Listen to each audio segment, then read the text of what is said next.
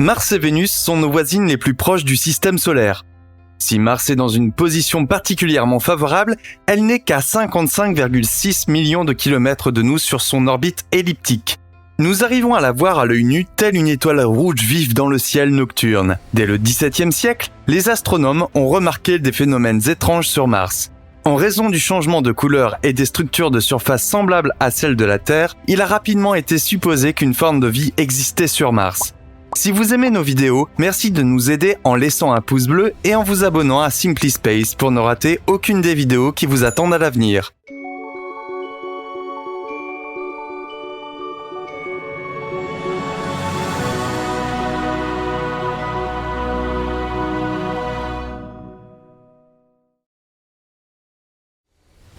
Mars est une planète rocheuse, tout comme la Terre, Vénus et Mercure.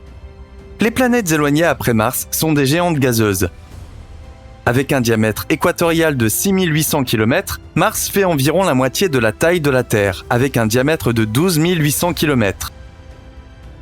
En termes de composition, Mars ressemble en fait à la Terre. Toutefois, la répartition de gaz sur Mars est actuellement très différente. L'atmosphère de la planète rouge est très fine, et l'oxygène n'y est présent qu'en petite quantité. La finesse de l'atmosphère permet à une grande quantité de radiation cosmique non filtrée d'atteindre Mars. Pour autant, Mars présente d'autres similitudes étonnantes avec notre planète.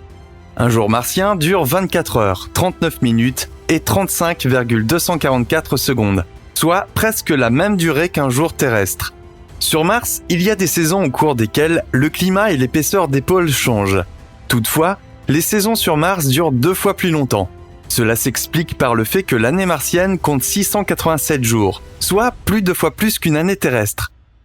Mars met donc 2 fois plus de temps pour effectuer une fois son orbite autour du Soleil. Les sondes spatiales qui se sont rendues sur Mars. Il n'y a que la Lune qui est mieux explorée que Mars.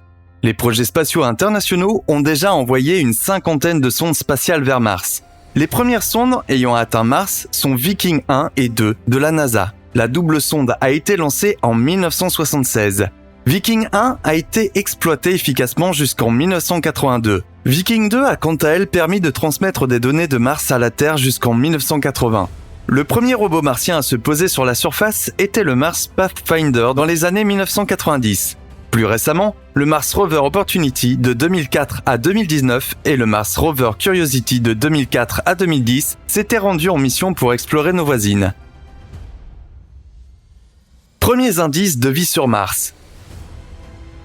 Comme Mars est très facile à observer quand elle est proche de la Terre, les premiers astrologues ont remarqué les taches martiennes. Nous savons aujourd'hui que celles-ci sont dues à des changements saisonniers dans l'environnement de la planète. En effet, quand le Soleil réchauffe les couches de glace des calottes polaires avec l'arrivée du printemps sur Mars, des geysers de dioxyde de carbone et de poussière sombre à gros grains s'y forment. Ces nuages s'élèvent d'abord dans le ciel et se déposent peu après à la surface de Mars. Il en résulte des taches irrégulières et des structures en éventail. Au XIXe siècle, grâce à l'amélioration considérable des télescopes, les astronomes ont pu observer le phénomène encore plus clairement. À l'époque, on pensait que les structures colorées étaient des signes de changement de zone de végétation. Dans l'esprit des gens, l'idée que la vie sur Mars était semblable à celle de la Terre s'était développée encore plus. En 1854, l'astronome William Whewell publia des travaux selon lesquels il y avait des océans, des terres et éventuellement des formes de vie sur Mars. En 1877, l'astronome italien Giovanni Schiaparelli identifia les creux martiens ou canali, creux en italien. Schiaparelli pensait qu'il s'agissait des structures formées par l'eau. Suite à une erreur de traduction, les ravines sont devenues les canaux martiens. De ce fait, l'idée de la présence d'humains sur Mars prit plus d'ampleur au sein de la population. Certaines personnes étaient pratiquement animées par l'idée de vivre sur Mars, d'autres avaient peur des Martiens. L'hystérie grandit encore quand l'auteur H.G. Wells fit paraître le best-seller mondial La Guerre des mondes en 1897. Ce livre racontait une histoire d'invasion de la Terre par des Martiens. Depuis lors, les croyances et superstitions concernant la vie sur Mars et les Martiens furent gravées dans nos esprits. La reconnaissance par les sondes spatiales. Près de 80 ans plus tard, l'humanité avait déjà pu envoyer les premières sondes spatiales vers Mars. Bien entendu, les habitants de la Terre étaient curieux de savoir si ces hypothèses concernant une vie sur Mars étaient réalisables. Auparavant, les chercheurs avaient déjà essayé d'établir un contact radio avec d'éventuels voisins sur Mars. Mais ils n'ont jamais reçu de réponse. Et ce n'est qu'en juillet 1976 que la mission Viking 1 a pu envoyer les premières images de l'orbite de Mars. Au cours de l'exploration, l'image d'une planète désertique et sèche s'est imposée plutôt que celle d'un monde regorgeant d'eau et de vie. Toutefois, la sonde a également communiqué des images vers la Terre, ce qui a permis de susciter de nouvelles interrogations. Le premier point fort était le visage de Mars. La structure rocheuse dans la région de Cydonia sur Mars ressemblait en fait à un visage humain. D'autres formes bizarres que l'orbiteur a pu prendre en photo étaient des pyramides et des structures rectangulaires que les chercheurs comparaient à une cité inca. Les preuves de la présence de constructions et de monuments artificiellement créés sur Mars étaient insuffisantes pour que la NASA envoie le Mars Global Surveyor sur Mars pour une étude plus poussée en 1996. 2 ans plus tard, une désillusion totale prit tous les ufologues et les amis des extraterrestres par surprise. Les nouvelles photos à haute résolution présentaient le visage de Mars sous différents angles. On pouvait clairement voir que le visage était en réalité une formation rocheuse sans forme. Seul l'angle de vue et l'incidence de la lumière avaient créé l'illusion optique d'un visage sur les premières images. Les autres phénomènes pourraient également s'expliquer par des facteurs similaires et les conséquences de l'érosion naturelle. Néanmoins, Mars Global Surveyor a été la première sonde spatiale jamais envoyée dans l'espace pour étudier la vie extraterrestre. La recherche des Martiens se poursuit. Bien que des images telles que le visage de Mars se soient avérées à plusieurs reprises être des illusions d'optique, les ufologues ne se sont jamais lassés d'essayer de trouver des signes d'extraterrestres sur Mars. Le web regorge d'images provenant également des sondes spatiales les plus récentes. Certains paraforciers affirment même avoir identifié les ossements d'un géant sur Mars.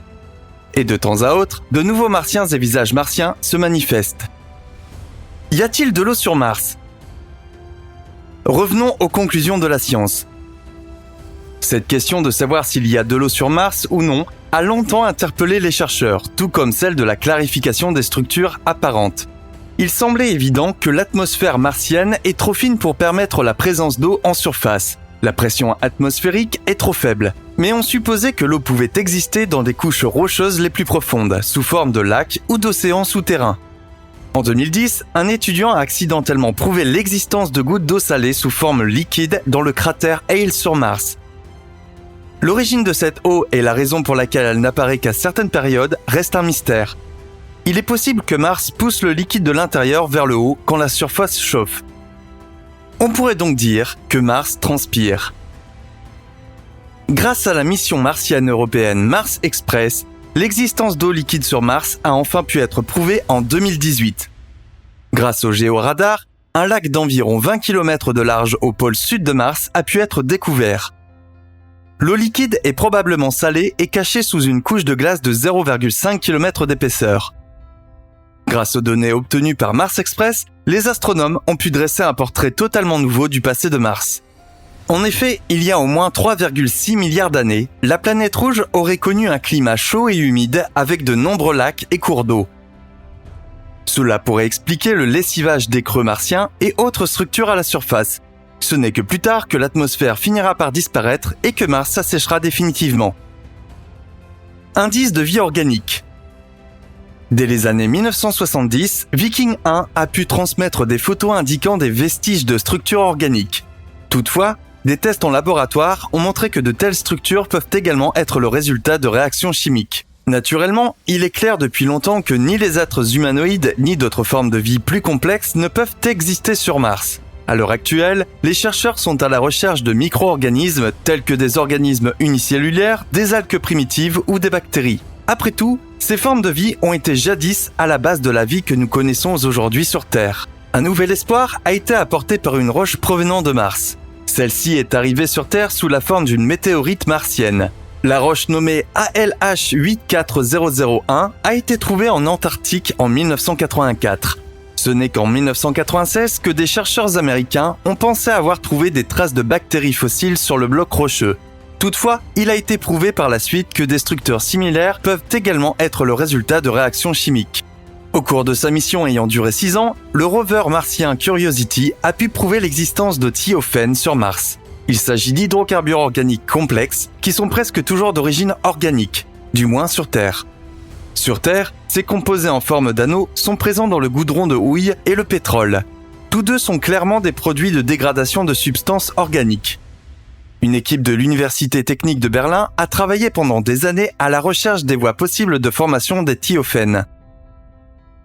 À ce jour, les chercheurs ne peuvent avancer que des hypothèses. La formation organique est certes plus probable, puisqu'elle est beaucoup plus fréquente et plus facile. Les traces pourraient donc être des vestiges des conditions antérieures plus propices à la vie sur Mars. Toutefois, une voie de formation chimique isolée est également concevable. Les thiophènes se forment également lorsque des substances contenant du sulfate sont soumises à une température supérieure à 120 degrés. Une autre possibilité serait la contamination de la surface martienne par des thiophènes suite à l'impact d'une météorite. Au final, nous ne pouvons que répéter que nous ignorons tout de la réalité. Toutefois, il existe de plus en plus de preuves que Mars a peut-être été autrefois une planète habitée. Il est en effet envisageable que plusieurs millions d'années plus tard, il ne reste plus à sa surface que des roches, du sable et des déserts. Si l'on regarde les prévisions pour notre planète, les chercheurs s'attendent à un avenir similaire dans un futur lointain. En dehors des pierres et du désert, il ne restera pas grand-chose de nos civilisations passées. Aurons-nous alors mis le cap sur une autre planète ? Qui sait ? Lorsque la température du Soleil aura tellement augmenté que la Terre deviendra inhabitable, Mars ou une autre planète pourrait être une alternative pour nous. Qu'en pensez-vous ? Pouvez-vous imaginer une forme de vie sur Mars à un moment donné, ou la possibilité de voler dans l'espace ? Dites-nous ce que vous en pensez dans les commentaires.